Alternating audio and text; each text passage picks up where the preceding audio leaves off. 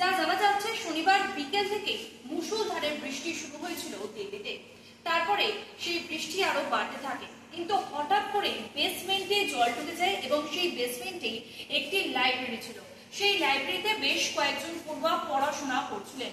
হঠাৎ করে 2-3 মিনিটের মধ্যে এত পরিমাণ জল চলে আসার ফলে মৃত্যু হয়েছে 3 জন আইএএস পড়ুয়ার। একটু একটু করে রাস্তার জল জমতে শুরু করে, আধ ঘন্টার মধ্যেই সেই জলস্তর বেড়ে যায়। রাস্তা ছাড়িয়ে সেই জল ঢুকতে শুরু করে কোচিং সেন্টারের বেসমেন্টে। ওই বেসমেন্টেই রয়েছে কোচিং সেন্টারের গ্রন্থাগার, বেশ বড় সড়ো, 150 জন বসার মতো জায়গা রয়েছে সেখানে। কিন্তু শনিবার সেখানে ছিলেন 30 থেকে 35 জন আইএএস পড়ুয়া। এক প্রত্যক্ষদর্শী জানিয়েছেন, প্রথম দিকে জল খুব ধীরেই ঢুকছিল, কিন্তু আচমকাই সেই জলের স্তর বেড়ে যায়।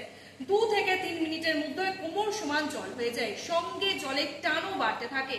গ্রন্থাগারের ভিতরে থাকা পড়ুয়ারা আতঙ্কিত হয়ে পড়েন। এই পরিস্থিতিতে হুলুস থুলুস পড়ে যায় কোচিং সেন্টারে, কিন্তু জলের স্তর এত দ্রুত বাড়তে শুরু করেছিল যে পড়ুয়ারা ভিতরেই আটকে পড়েন। দড়ি ফেলে তাদের কয়েকজনকে উদ্ধার করেন কোচিং সেন্টারের অন্য পড়ুয়ারা, কিন্তু 10 মিনিটের মধ্যেই বেসমেন্টের ছাদ ছুঁয়ে ফেলেছিল জল।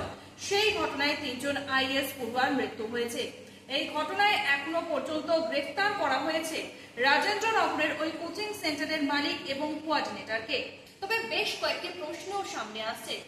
বেসমেন্টে প্রথমত কিভাবে কোচিং সেন্টার চলছিল, কিভাবে সেখানে গ্রন্থাগার তৈরি করা হলো, এই প্রশ্ন যেমন উঠছে, পাশাপাশি কিভাবে বেসমেন্টের মধ্যে জল ঢুকে গেল, কারণ গেট ছিল, সেই গেট কি খোলা হয়েছিল, নাকি জলের তোর এতটাই ছিল যে গেট ভেঙে জল ঢুকে পড়ে, এই প্রশ্নগুলোই এখন উঠছে।